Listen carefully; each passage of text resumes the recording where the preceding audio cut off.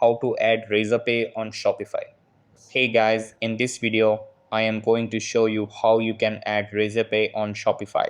So make sure to watch this video till the end and let's get started.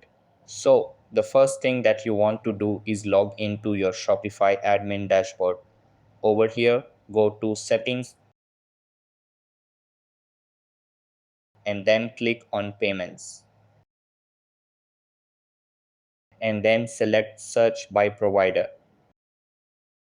Then type Razorpay in the search bar and select it from the list. Over here, click on Manage Account and it will redirect you to the Razorpay login page.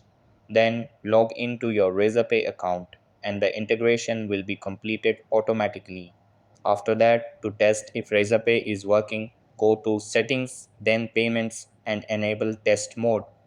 Then visit your website, proceed to checkout and make a dummy payment to verify the setup. So that's how you can add Razorpay on Shopify. That's all for this video.